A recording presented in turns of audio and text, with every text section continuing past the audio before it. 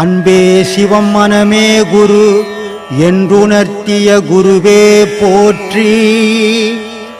எனக்குள் இறைவனை உணர வைத்த குருவே போற்றி.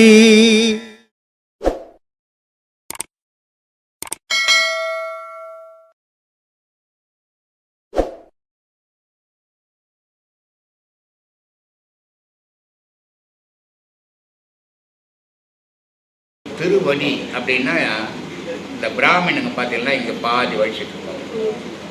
ஆதியில் பார்த்தீங்கன்னா நம்மாலும் கூட இங்கே பாதி எடுத்துட்டு இருக்கோம். இது என்ன காரணம் அப்படின்னா இறைவனுடைய பாதத்தில் விழும்போது முடிப்படக்கூடாது. தலைமுடி இறைவன் மேலே படக்கூடாது. அதனால் இங்கே முழமான வழிச்சிருக்குவாங்க. அது திருப்பாதம் அப்படின்னு. திருனா மூணு கால் இல்லை, 2 கால் தான் கால தான்.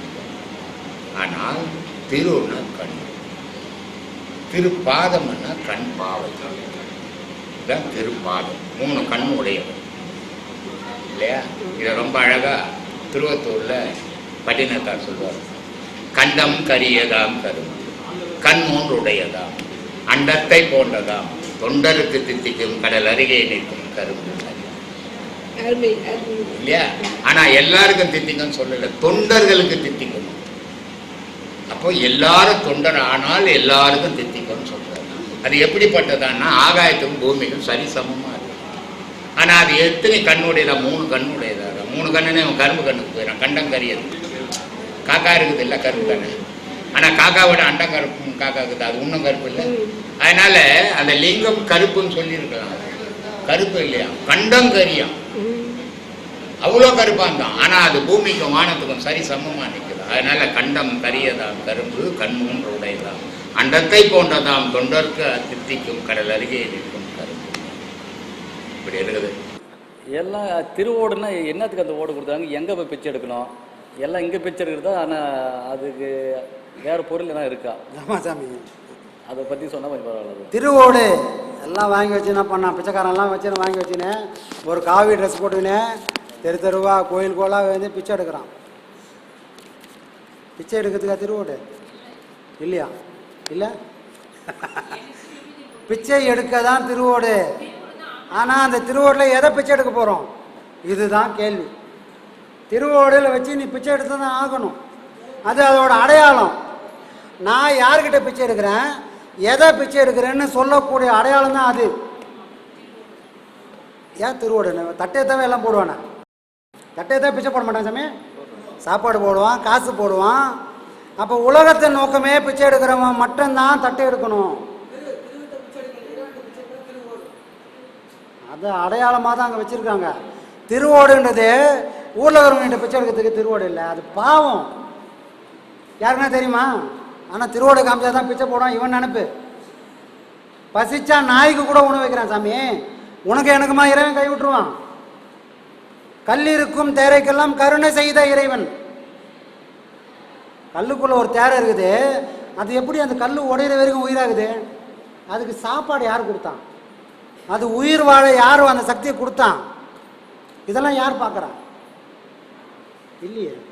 இறைவனோட பெருமை யாருக்கும் தெரியலையே. இவன் திருவோடையத்தான் தான் பிச்சை போனான். இவன் நினச்சுக்கிறான் திருவோட்டுக்கான அடையாளம் ஞானம் அடைஞ்சவனுக்கு மட்டும்தான் திருவோடு சாஸ்வதம். அதை பார்த்தாலும் தெரிஞ்சு ஒரு ஞானத்தை பிச்சை எடுக்கிறான். யார்கிட்ட பிச்சை எடுக்கிறான்? ஏற்கனவே குருக்கிட்ட பிச்சை எடுத்து வாங்கிட்டான் ஞானத்தை.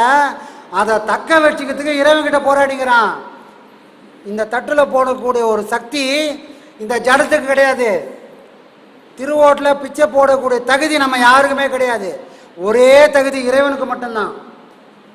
அப்போ நான் யார்கிட்ட பிச்சை எடுக்கணும்? இறைவன்கிட்ட போய் பிச்சை எடுக்கணும். அங்கே வாங்குற பொருளை இதில் வச்சு சாப்பிடணும். இப்போ உண்மையிலே திருவோடு எது? இப்போ வாங்க வழிங்க. உண்மையிலே திருவோடு எது? இந்த ஊன் உடம்பு தான் திருவோடு. மனம், சித்தம், புத்தி, அகங்காரம் எல்லாம் போனதுக்கப்புறம் கண்ணு, காது, சுவை அப்படின்னு எல்லாம் ஒன்று ஒன்று தன்மாத்திரை, கரணம், பூதம், இப்படி ஒன்று ஒன்றா தன்மாத்திரைகள் எல்லாம் போனதுக்கப்புறம் இதுவும் என்ன ஆகும்? அதே திருவோடாக மாறி நிற்கும். அன்றைக்கி நான் யார்கிட்ட போய் பிச்சை எடுப்பேன்? ஊரில் போய் பிச்சை எடுக்க மாட்டேன், தலைவன்கிட்ட பிச்சை எடுப்பேன். அதுக்கு சாட்சியாக வச்சுருந்தா தான் சிவனடியாக வச்சுருக்கணும். சிவனையே கதியாக இருக்கிறவன் தான் திருவோடு வச்சுருக்கணும். ஏன்னா இன்னைக்கு கையில் சாட்சியாக இருக்க இந்த திருவோடு இந்த உடல் நாளைக்கு சாட்சியாக மாறப்போகுது. இதுக்குள்ளே வேறு பொருள் இல்லை. திருவோட்டில் வேறு பொருள் இருக்குமா? வேறு பொருள் யாராவது பார்த்துருக்கீங்களா? ஒரு ரூபா பாட்டோட அது எடுத்து வச்சு எப்பவுமே காலையில் தான் வச்சுருப்பான். ஏன்னா அப்போ தான் இன்னொரு ஆள் போடுவான். உண்மையிலே திருவோட்டில் எதுவும் கிடையாது. அப்போது நாம் பண்ணக்கூடிய இந்த பாடம், அந்த ஞானம் என்ன ஆகுனா, இந்த உடம்பு எதையுமே இல்லாமல் ஒரு 0 டிகிரியில் வந்து நிற்கும். அன்றைக்கி நான் யாருன்னு என் பொண்டாட்டிக்கும் தெரியாது, என் பொண்டாட்டி யாருன்னு எனக்கும் தெரியாது. அப்போ நான் எங்கே போய் நின்னேன்? 0. என்னால் பிரித்து பார்க்க முடியல. என் பிள்ளை யாருன்னு தெரியல, என் பொண்டாட்டி யாருன்னு தெரியல, நான் யாருன்னு தெரியல. அப்படி ஒரு நிலை வந்தால் நானும் திருவோடு. அன்னைக்கு தான் ஈஸ்வர பிரசாதம் இந்த உள்ளே வந்து விடும். எந்த பிரசாதம்? ஈஸ்வரன் போடக்கூடிய அந்த பிரசாதம். அப்படி ஒரு திருவோடாக நான் மாறும்போது தான் வரும். அதுக்கு சாட்சியாக தான் சிவனடியார்கள் அங்கே வச்சுருக்கணும். இன்னொரு வாட்டி சிவனடியார்கள் பிச்சை போடுவீங்க. திருவோட்டில் பிச்சை போட தகுதி ஒரே ஒருத்தர் தான். ஒருத்தர் குரு, ஒன்று தெய்வம்.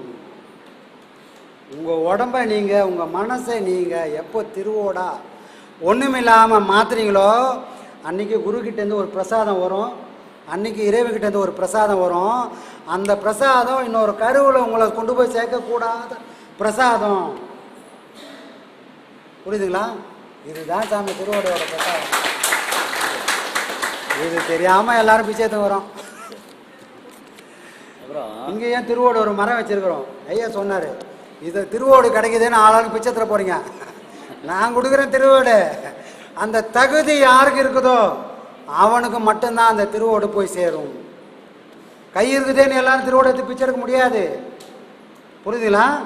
திருவோட்டினோட தத்துவம் இது. சொல்லுங்க சாமி. சாமி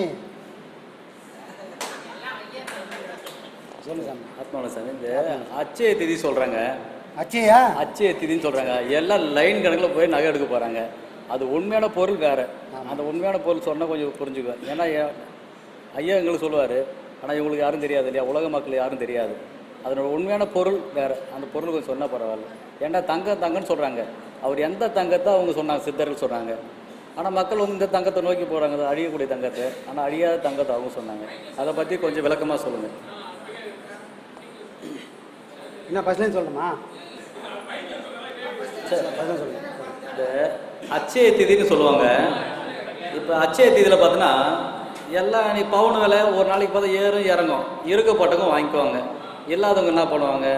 ஆனால் அச்சய திதின்னு ஒரு திதியை குறிப்பிட்டு வந்து சராசரி மனுஷன் குறிப்பிடல, குறிப்பிட்டது மகான்கள் குறிப்பிட்டாங்க. அப்போ எந்த திதிக்கு எந்த பொருளை குறிப்பிட்டாங்க மகான்கள்? அது உண்மையை சொன்னால் மக்கள் புரிஞ்சாலும் திருப்பி அந்த பக்கம் போக மாட்டாங்க, அடுத்த வருஷம் போக மாட்டாங்க. இந்த வருஷம் நீங்கள் சொல்லிட்டா பரவாயில்ல. ஒரு 10-15 வருஷம் முன்னாடி அச்சய திருதினா யாருக்குமே தெரியாது, யாருமே தெரியாது. ஆனால் இன்றைக்கி வந்து என்ன பண்ணுறாங்க, அச்சய திருதை அப்படின்னா என்ன பண்ணுறாங்க, அந்த நாள் தங்கம் வாங்கணும். தங்கம் வாங்கக்கூடிய அந்த நாள் வீட்டில் எவ்வளோ பணங்குதா, ஏன்னா சீட்டு கிட்டு போட்டு வச்சுருப்போம் எதிர்கால செலவுக்காக, தள்ளி எடு. இன்றைக்கி வாங்கிட்டோம்னா அந்த தங்கம் 10 மடங்கு ஆகும். இல்லை பக்கத்தில் கடன் வாங்கியாச்சும் 1 கிராம் தங்கம் வாங்கிடணும் அப்படின்னு ஒரு கூட்டம் ஓடுன்னு ஓடுது. சரிப்பா, அதுக்கு இன்னொரு ட்விஸ்ட்டும் வச்சுக்கிறாங்க. சரி தங்கம் வாங்க முடியலைங்க, அடுத்து என்ன பண்ணலாம், வெள்ளியாவது வாங்குங்க. எப்படியோ நம்ம பாக்கிட்டு காசு அவங்க பிடிக்கணும். அடுத்து வெள்ளி. சரி வெள்ளி வாங்க முடியல, இன்னும் கொஞ்சம் கம்மி. அடுத்து என்ன பண்ணலாம், வெள்ளை கலரில் சர்க்கரை வாங்க, பால் வாங்க, இல்லை உப்பாச்சு வாங்க, ஆனால் வெள்ளையாக இருக்கணும். அப்போது தங்கம் யாரால வாங்க முடியும்? தங்கம் யாரால் வாங்க முடியும்? இப்போ நானே ஒரு கோடீஸ்வரன், என்கிட்ட வந்து, இப்போ நான் ஒரு பணக்காரன் சாமி, என்கிட்ட வந்து நீங்கள் ஒரு 10 ரூபா கொடுக்குறீங்க, இல்லை சாமி செலவுக்கு வச்சுக்க, நான் வாங்குவேண்ணா. நான் ஒரு கோடீஸ்வரன்பா, நீங்கள் கோடீஸ்வரன் இல்லை. ஆனால் நீங்கள் என்ன பண்ணுறீங்க, ஒரு 10 ரூபா என்கிட்ட எடுத்து கொடுங்க, நான் என்ன பண்ணுவேன், வாங்குவேண்ணா? வாங்க மாட்டேன். ஏன் வாங்க மாட்டேன்? என்கிட்ட கோடிக்கணக்கில் இருக்குது, நீ என்னடா 10 ரூபா கொடுத்துனா நான் கேட்பேன். அப்போ தங்கம் யாரும் வாங்கக்கூடாது, யாரும் வாங்கணும். இதுதான் காப்சன். இருக்கப்பட்டவன் வாங்கக்கூடாது. எது இருக்கப்பட்டவன்? ஏற்கனவே தங்கம் அவங்ககிட்ட இருந்ததுன்னா தங்கம் வாங்க வேண்டிய வேலை இல்லை. அப்போ ஏற்கனவே என்ன பொருள் இருக்குது, யார் வாங்கணும் அப்படின்னா, தங்கமே இல்லாமல் தகரமாகறோம் பாருங்க, நாம் தான் தகரம். உள்ள செம்பு இருக்குது. நான் என்ன பண்ணுறேன், அம்மா வந்து பூஜை சாமான் வாரம் வாரம் வெள்ளிக்கிழமை தொலைக்கிறாங்க. வெள்ளிக்கிழமை தொலைக்கினோடனே பல பல பல பல தங்க மாதிரி மின்னுது. எத்தனை நாளைக்கு மின்னும்? இன்னொரு வெள்ளிக்கிழமை வர வரைக்கும் அது தங்க மாதிரி இருக்கும். அந்த வெள்ளிக்கிழமை வந்தவொடனே திரும்ப தான் குணத்தை அது காட்டிடுது. அப்போ யாருக்கு தங்கம் வேணும்? யாருக்கு வேணும் சாமி? இந்த மூச்சானது இடைகளையாகவும் பிங்களையாகவும் ஓடுற வரைக்கும் நம்ம எப்படி இருப்போம்? இந்த பித்தளை பாத்திரம் மாதிரி இருப்போம். இந்த பித்தளை பாத்திரம் எப்படி இருக்கணும்னா தொலைக்கினே இருந்தால் தான் அது பல பல பல பலன்னு இருக்கும். ஆனால் இறைவன் சொல்லிட்டான், குருநாதர் சொல்லிட்டாரு, ஏன்பா உங்ககிட்ட குத்தது பித்தளை தான், ஆனால் அதை தங்கமாக மாத்திர ரசவாதம் உனக்கு தெரிஞ்சிருக்கணும். இப்போ நாம் பண்ணக்கூடிய எது நான் பாடேன்னா ரசவாதம். இது வெளியே இரும்ப தங்கமாக மாத்திர பாடம் இல்லை, உள்ளுக்குள்ள செம்மா இருக்கிற நான் தங்கமாக மாற்றக்கூடிய ரசவாதம் தெரிஞ்சிருக்கணும். அப்போ உள்ள நடக்குது அதுதான். அப்போ யார் தங்கமாக மாற்றணும், யாருக்கு எந்த நாள் அப்படின்னா, யாருக்கு சாமி? இந்த செம்பா இருக்குது எப்போ வேணா திரும்ப பழைய நிலைக்கு அழுக்காக மாறக்கூடிய இதே பொருளை நான் பாடத்தின் மூலயமா தங்கமாக மாற்றணும். அவனுக்கு தானே தங்கம் தேவைப்படும். அப்போ நான் யார்கிட்ட வாங்கின தங்கம்? பொன்னம்பலமாக இருக்கிறான். பொன்னம்பலம் யாரு? இறைவன் பொன்னம்பலமாக இருக்கிறான். அப்போ முதல்ல நான் எங்கே இருக்கிறேன் போகணும். நான் எங்கே இருக்கிறேன்? இந்த பூர்வ மத்தியில் இருக்கிறேன். இந்த பூர்வ மையம் பொன்னம்பலமானா இது பொன்னம்பலம் கிடையாது. ஏன்னா இது நான் இருக்கக்கூடிய இடம். நான் ஒரு நாளைக்கு தெளிவாக இருப்பேன், மறுநாளே தெளிவு இல்லாமல் இருப்பேன். அந்த பாத்திரம் மாதிரி நம்ம இந்த அம்பலம் எந்த அம்பலம்னா செம்பொன் அம்பலம்.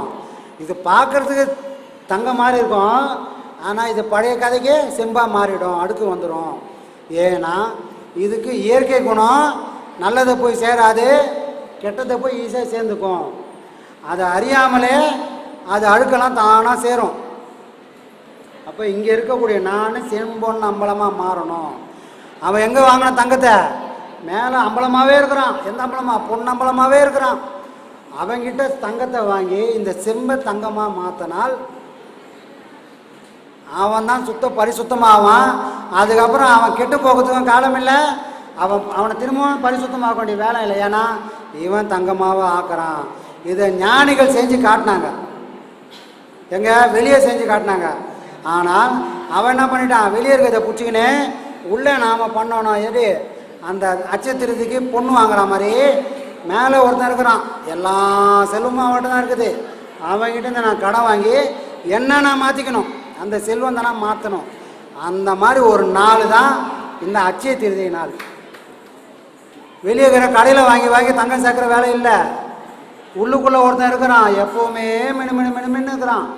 அவனை மாதிரி நான் ஆகணும்னு ஆசையோட அவங்கிட்ட இருக்கிற சக்தி எனக்கு வந்தால் இந்த செம்போ ஒரு நாள் தங்கமாக மாறும். அந்த நாள் தான் அச்சய திருதி நாள் நமக்கு.